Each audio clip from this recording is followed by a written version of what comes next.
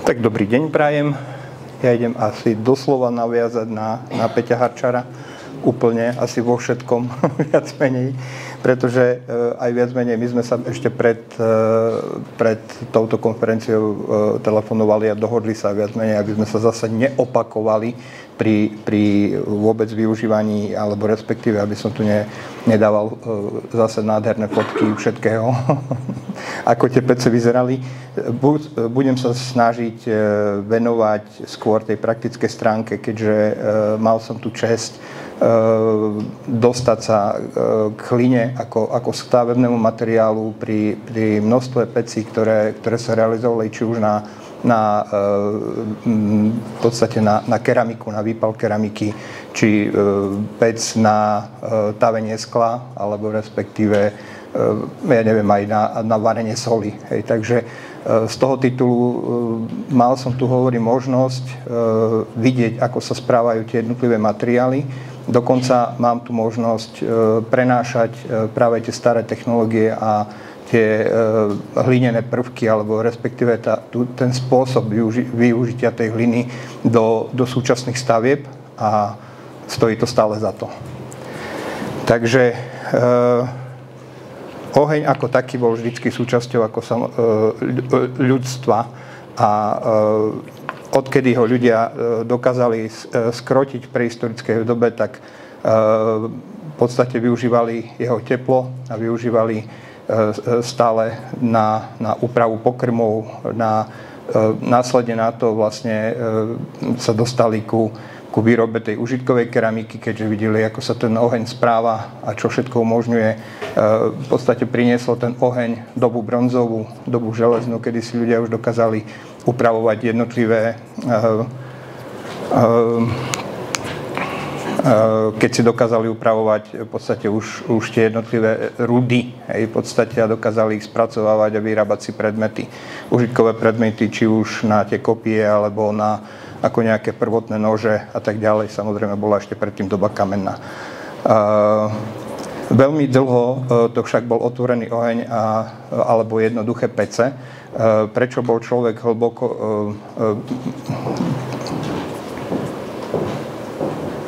Prečo bol človek ako do stredoveku odkazaný práve kvôli tomu bol odkazaný tým, že to boli teda otvorený oheň a jednoduché pece, tak bol človek odkazaný na život s dymom. To však neplatilo pre vyššie spoločenské vrstvy, ktoré vyžadovali určitý teplotný komfort a čistotu ovzdušia, keďže otvorený oheň so sebou prinášal strašne veľké množstvo dymu. A tak vznikali prvé vlastne dymné izby, čierne kuchyne, v princípe v tých takých menších lokalitách priklety. Dym sa na začiatku odvádzal jednoducho štrbinami pod strechu. Následne sa vytvárali nejaké pletené dymníky vytvorené ako z hliny. Kamenné prvé začali vznikať vlastne kamenné komíny ako také, ktoré odvádzali vlastne potom ten dym zo stavby. Ale stále väčšinou ešte do toho stredoveku stále hovoríme o otvorenom ohni. A ten otvorený oheň je špecifický v tom, že má veľmi nízke účinnosti spaľovania. Ale aby som vlastne teda nepredbiehal, vlastne požiadavky na to, aby ste dokázali vykúriť obydlia, alebo respektíve tie prvotné veci, vždycky vychádzali z nejakých tých základov stavieb, ktoré vlastne v tom čase existovali a ktoré sa budovali. Keď už ideme k tej šľachte, tak keď hovorím, boli to kamenné stavby s nekonečnou akumuláciou, zámky, kaštiele s veľkými miestnosťami, kostoly, katedrály a tak ďalej, kde ten priestor bol velikánsky a to, čo už aj Peťo spomínal, ten otvorený kozub, v podstate to bolo, hovorím, ako jedno z tých prvých kúrení. Všetky majú vlastne tu spoločné, to, čo som už spomínal, že nekonečnú akumuláciu. Čiže tie stavby vedeli pohľcovať do seba neskutočné množstvo tepla. Z toho titulu v podstate tak toto boli základ, vlastne tá nekonečná akumulácia. Mali tie stavby svoju prirodzenú vlhkosť ako materiálov a prirodzené vetranie objektov, lebo keďže ešte neboli presné okná a tak ďalej, neboli tesné okná, takže boli veľmi veľké úniky a netesnosti v oknách, podlahách, stenách, stropoch. Na základe toho pre vykúrenie takého priestoru potrebujete špecifické sálavé teplo. Čiže základná vlastne tá premisa toho kúrenia nie je o tom, že vy naháňate, samozrejme teplomery ešte ako také stupne Celzia nepoznali, ale nenaháňate teplotu ako na teplomery, ale v podstate využívate ten spôsob sálavého tepla, čo je elektromagnetické vlnenie a paradoxne vo forme dreva je to vlnenie, ktoré sa najviac podobá slnečnému žiareniu. Čiže aj ten pocit tej distribúcie tepla je založený presne na tom istom princípe ako slnečné žiarenie, lebo nezohrieva slnko, teda nemáte teplotu ako na Zemi priamo od slnka, ale v podstate slnko zohrieva Zem a tá Zem sála teplo, ktoré zohrieva potom spätne ten vzduch. Na tomto princípe funguje aj každý jeden typ pece. Kvôli tomu vlastne vznikali tie jednotlivé formy toho vykurovania a sú rozdelené v rámci toho vývoja do nejakých tých troch fáz. To teplovzdušné kúrenie je spojené s hypokaustom. To si potom vlastne rozoberieme. Potom druhé boli, čo už spomínal Peťo, tie krbové portály, ako dosť dlho sa používal ten otvorený oheň tých krbových portálov. Až potom sa prešlo do tých kachľových pecí. Ako topky, ktorá, ja hovorím, že ešte aj v dnešnej dobe nie je prekonaná. A nikto ju v živote neprekoná, lebo keď sa bude kúriť drevom, akýmkoľvek obnoviteľným zdrojom, toto nikto neprekoná. Čiže keď tak skrátke, akože čo sa týka toho teplozdušného kúrenia, hovoríme o hypokauste. To sú prvé kúrenia, ktoré sa väčšinou ako išli samozrejme z Ríma. Toto je samozrejme z tých rímskych stavieb. U nás samozrejme sú dochované vlastne tie hypokausty, konkrétne napríklad u nás vo Veľkom Šariši na kaplnke svätej Kunhuty, čo bol augustiánsky kláštor, tak sú zachovalé vlastne ešte tie podzemné, akože to vykurovanie ako toho hypokaustu. V tomto prípade sa jednalo o to, že pod miestnosťou z vonkajšej strany sa väčšinou umiestnilo ohnisko a na druhej strane budovy bol nejaké prieduchy, komíny alebo čokoľvek, kde vlastne to teplo vlastne alebo respektíve tá spalina išla preč. Zohrievala sa masa, samozrejme aj to sa vyvíjalo časom, až napríklad, keď posledne som rozprával s Marianom Čurným, možno, že ho tak vnímate ako archeológom, Starajovská kúria v Michalovciach, pán grof Stáraj v 18. storočí robil zimnú záhradu a oni tam našli krásne kompletne celú pec pod podlahou a 28 metrov ťahov pod podlahou zohrievali kompletne celé to arboretum. A sú to tak špecifické veci, že hovorím, že toto v dnešnej dobe vôbec prekonať je už skoro ani nemožné. Takže stále sa má človek možnosť s týmito vecami stretávať. Tento typ kúrenia ako hypokaust, aj keď sa využívalo, malo svoje, samozrejme v Ríme teplá oblasť, krásne dostatočné teplo, čiže na kúpele je to OK. Ale vykúriť tým studené kamenné hrady, ktoré majú, čo som spomínal, nekonečnú akumuláciu, tak tam je veľký problém, pretože veľmi veľa tepla, vy aj keď nahrejete tú podlahu, máte to nejaké pocitové teplo, ale to pocitové teplo tým pádom nie je také silné, ako by ste potrebovali na to, aby ste sa v tom kamennom hrade dokázali zohriať. Takže to bol vlastne ten prvý taký nejaký stupeň. Ďalším stupňom, alebo respektíve tým najčastejším stupňom a pre kamenné hrady a tak ďalej bolo to, že boli tie otvorené krby. Je to taká pekná romantická predstava ohľadne akože tých otvorených krbov. Je to krásne, je to veľké, keď tam dáte metrovicu, nádherným ohňom to horí, má to krásne sálavé teplo, v tom momente sa nádherne zohrievate, ale dojde k bodu, že to teplo vlastne ten oheň dohorí a on krásne potom dymí a dymí všade.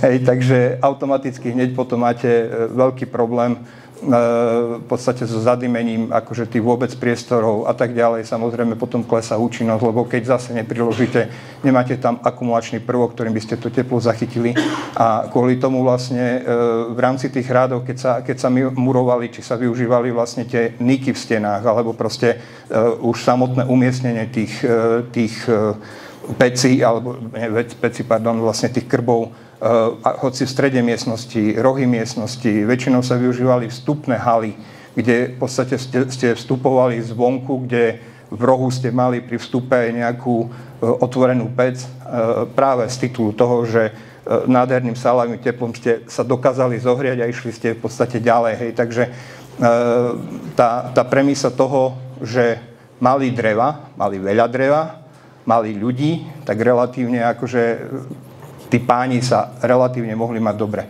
Až na to, že tam, hovorím, bol smrad a tým pádom im služobníctvo im stále vstupovalo do miestnosti. Hej, čiže to bol ďalší aspekt, prečo vlastne sa pomaličky prechádzalo a hľadali sa iné riešenia. Vlastne tu už sa dostávame potom, ja som tiež nejaké také ako len jednoduché tieto, tu sa už dostávame vlastne ku tým kachľovým peciam. Paradox tohto vlastne celého je to, že samotné jednoduché pece, tak ako vznikali, oni nevznikali v stredoveku, oni vznikali v podstate, dá sa povedať, prvé keltské pece napríklad na výpal keramiky už sú datované do Latenu, čiže prvé, druhé storočie nášho letopočtu. Sú to pece, ktoré sa používali do 15. storočia a mali sme možnosť aj takéto veci už aj robiť, takže môžem vám kľudne povedať, že zoberete hlinu, slamu, piesok, vyšlapete si tehlu, vymodelujete pec, máme 6-ročné pece, ktorých sa 3-krát ročne vypaľuje keramika na 1000 stupňov a tým peciam nič nie je. Čiže aj dneska v tých archeologických nálezoch nájdete tie pece, keby ste ich premazali, urobili tú hornú kupolu, naložili keramiku, pekne ďalej v nej kurite. Ďalej je tam v podstate, sú tam lieskové rošty, hej, alebo proste jednoduchá lieska, urobená rošt, obalená hlinou a na nej stojí keramika. Čiže to sú veci, ktoré vám potom umožňujú to, že takýmto spôsobom z toho otvoreného ohňa vznikali také tie prvé jednoduché pece, ktoré sa začali používať, čo už som spomenul teda na keramiku, vznikali prvé chleby.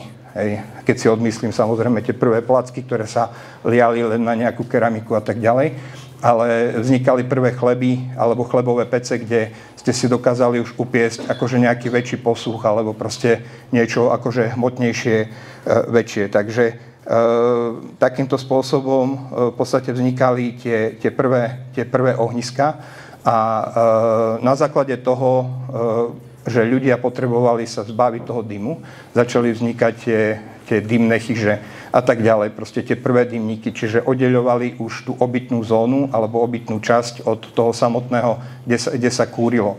A takto začali vznikať vlastne tie prvé ohniská. Toto je vlastne taká nejaká škica, ktorú sme používali na Košickom hrade, keď sme stavali takúto miskovitú alebo pohárovitú pec, ako z tých pohárových kachlí.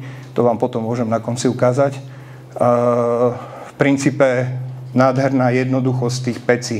A ten princíp, že vlastne vy ako z tej čiernej kuchyne alebo z tej strany čiernej kuchyne prikladáte, nádherne sa vám otočí kompletne celý dym, vo vnútri zohreje vám krásne celú tú pec v tom obytnom priestore a dym ide zase naspäť do toho dymníka alebo do tej čiernej kuchyne, skáďal odchádza preč.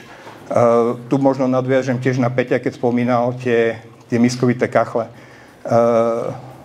Z mojej praxe vám viem určite jednu vec povedať, že nič krajšie ako tie miskovité kachle nebolo, aj keď zase archeológovia, vy máte radšej tie pekné veci, lebo máte krásne zaznamenané celú históriu, ale nič lepšie ako tie pohárové alebo miskovité kachle nebolo a toto neprekoná nikto. Pretože aj keď som si na začiatku myslel, že vnímal som to systémom takým, že tá pohárová kachľa tým, že ide viacej do ohniska, že rýchlejšie prenáša teplo vonku, tak som si myslel, že tak, jak rýchlejšie preniesie, tak rýchlejšie aj vychladne. Opak je pravdou. Hej. Ona dokáže 24 hodín presalávať to teplo z ohniska celej tej masy, Čiže nie, že len vám zväčšuje plochu ako celého toho výhrevného telesa, ale v podstate 24 hodín tú plochu akože dokáže držať. Ďalšia vec, ktorá bola ešte taký jeden veľmi významný podnet pri vôbec stavbe týchto pecí, ako náhle sa použili tie miskovité kachle, dokázali ste dostať vlhkosť ako z tej stavby, ako rýchlejšie sušenie, alebo respektíve rýchlejšie nábehy peci a tak ďalej, pretože tie pece oveľa rýchlejšie dokázali vyschnúť, pretože cez tú keramiku, ktorá nebola glazovaná, ste to dokázali preniesť vonku. A čo bolo samozrejme, prečo? Prišli hrnčiari, vyrábali keramické misy, zrazu zistili, že keď to takto umiestnia do ohniska, je to super. Začali to používať všetci. Ale šľachta sa musela odlíšiť, takže ona si urobila čela na tých kachliach. Čiže tu sa možno dostávame k tomu takému, možno takej histórii tej zmeny a toho prechodu. Ale keďže šľachta tie krásne veci tam chcela a oni keď to uzavreli z jednej, z druhej strany, to boli vlastne akože prvé tie také prechodové kachle, tak vzniklo to, že vzduch je izolant, pokiaľ neprúdi. Čiže automaticky neprenašalo toľko tepla, ale oni pekne chceli, tak vznikli komorové kachle, odrezali zo zadu. Takže to je tiež taká jedna zaujímavá akože história akože v rámci tohoto. Nevymyslel som si to sám, ako naozaj našiel som k tomu, ja som si to myslel, ale našiel som k tomu aj zdroje, že už mi to niekto akože potvrdil, že tá moja myšlienka nie je samo jediná. Takže takýmto spôsobom sa prepracovávalo k tým kachliam, čo už aj Peťo ukazoval Harčar, kde vznikali no to už som ďaleko. Čiže kde vznikali vlastne tie prvé akože kachľové pece, kde to ohnisko bolo mimo ako toho zdroja, teda mimo tej obytnej časti, ktorá sa vlastne vykurovala a služobníctvo na tej chodbe prikladalo. A samozrejme potom vlastne prichádzalo k tomu, že tým pádom, že služobníctvo nevstupovalo do priestorov, jedinú vec, ktorú to malo, je to, že nemali toľko svetla. Pretože predsa len ten krb, keď tam horelo, tak vyžaroval a bolo oveľa viacej svetla, ako keď už potom boli tie miestnosti ako uzavreté a svietilo sa tam samozrejme kúsok iného, lebo však samozrejme elektrika nebola. Takže takýmto spôsobom, tým, že bolo dostatok dreva a vlastne ešte jednu veľmi zaujímavú vlastnosť som nepovedal, na ktorú v podstate už starí ľudia, veľmi starí ľudia si všimli, na ktorých vlastne stojí a padá vlastne celé to, vlastne doba bronzová, doba železná a tak ďalej. Všimli si jednu zásadnú vlastnosť ako horenia, a to je to, že pokiaľ vlastne v uzavretom priestore alebo respektíve nejakom ohnisku máte nejaký zdroj, kde vlastne pravidelne prikladáte určité množstvo dreva, teplota narastá, to ohniska narastá s časom. Pretože v živote by ste si nedovolili vypaliť keramiku s drevom a rozstaviť sklo. Pretože z dreva za ideálnych okolností ste schopní zrobiť tých 450, 500, 600 stupňov max, keď máte naozaj veľmi kvalitné akože spaľovanie so všetkým, ako má byť. Takže z toho titulu oni prišli na to, že vlastne tým, že oni tam pravidelne prikladajú, okrem samozrejme tých, že duchadlá a tak ďalej, že zväčšovali akože ten prísun tej energie ako rýchlejší, si všimli, že vlastne tie predmety, alebo respektíve za to tie rudy sa im topia, hej, pri tých ohniskách, hej, že tie kamene menia štruktúru. Hej. To tak ako úplne laicky povedané, hej, ale v podstate takto prišli na to, že sa dá vyrobiť keramika, že sa dá vypáliť, že sa dá spracovať, hovorím, soľ, že a tak ďalej. Čiže strašne veľa vecí a práve oni už si všimli ten efekt a oni boli napríklad už v 1. storočí v Egypte boli schopní urobiť sklenené guličky alebo respektíve náramky a tak ďalej. Čiže to sú zase tiež jedna vedná disciplína, ktorá sa tomu venuje a keďže v Hanušovciach v archeoparku je sklárska pec, ktorú som mal takisto možnosť stavať, tak v princípe sú tam ľudia, ktorí sa tomu venujú a samozrejme sú to veci, ktoré sú podchytené a veľmi dobre naozaj sú spracované a tak sa dajú datovať strašne veľa vecí. Ale hovorím, že už v Egypte dokázali urobiť sklenené predmety. Čiže nepredstavujte si sklo, že takto priehľadné sklo a tabuľa, ale ten princíp toho, že už to vedeli pretaviť na sklo, to bol samozrejme veľký skok samozrejme v tom ľudskom vnímaní a ponímaní. Takže už hovorím, už oni vedeli o tom, že čím dlhšie niečo zakurujú, alebo čím pravidelnejšie sa to zakuruje, tým je vyššia teplota vlastne v tom ohnisku a v tých materiáloch, ktoré salajú to teplo.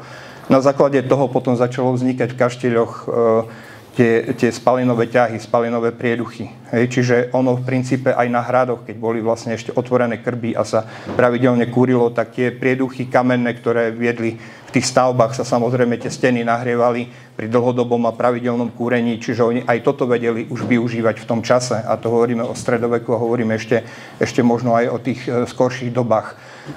Ale následne na to, že pokiaľ už vymysleli tie kachľové pece a tým, že sa nezakurovali priamo, ale vlastne v tomto tak máte možnosť vidieť samozrejme, že v mnohých kaštieľoch, kde boli prikladacie otvory na chodbe, kde šľachta prikladala, väčšina kaštieľov bola robená tak, že stredová priečka bola v metrovej hrúbke a v nej boli robené vlastne ako spalinové ťahy, ktoré práve tým spôsobom, že sa dlhodobo kúrili, si to ľudia mohli dovoliť. Tu by som nadviazal ešte na jednu vec, čo v dnešnej dobe sa dosť často stáva, alebo respektíve, čo som mal možnosť, keďže tieto veci robím a v podstate v rámci tých ťahov a v rámci tých všetkých vecí, čo som si všimol, dnes sa začínajú stavať vo veľkom barokové repliky, gotické repliky, kachly a tak ďalej. Mnohokrát sa ľudia snažia robiť funkčné tie pece. Ale vždycky naražajú na problém jeden, že tá pec je zadechtovaná, zatečená a proste svojím spôsobom takto akože nefunkčná. A celá tá robota a celý ten výskum a všetko vlastne okolo toho sa väčšinou potom práve takýmto spôsobom ničí. A keďže ste tu muzejníci, tak asi máte s tým niektorí už aj nejaké skúsenosti. Je to naozaj v tom zmysle, že stále si človek musí uvedomiť jednu vec, že ľudia používali, že keď prišla sezóna a začalo sa kúriť, tak sa kúrilo. Dneska, keď tú pec občas zakúrite, že ju zakúrite raz za týždeň, tak tá pec celý týždeň nasáva vlhkosť a vy tú vlhkosť potrebujete z tej pece dostať von. Čiže na to samozrejme existujú spôsoby ako, čiže len už samozrejme idete v úvodzovkách proti nejakému štandardu, lebo v rámci tej pece musíte robiť zakurovacie klapky, ktoré sa v živote kedysi na tých hradoch nerobili a tak ďalej. Čiže už musíte si uvedomovať jednu vec, že mám tam tú vlhkosť, lebo tým, že ju nepoužívam, už sa to ináč správa. To isté platí potom zase pri tej akože dĺžke kúrenia, lebo tiež to neplatí ten systém, že mám tam šialenú masu a môžem si tam dovoliť zase teraz prikladať v kúse, lebo v podstate je tu zima. Lebo potom zase sa pece prekrujú a potom zase kachle praskajú. A keďže sú to väčšinou staré veci, jasné, že tá kachľa potom nesplňa ten účel, ktorý by mala splňať, pretože keď sa prehreje, tak praskne.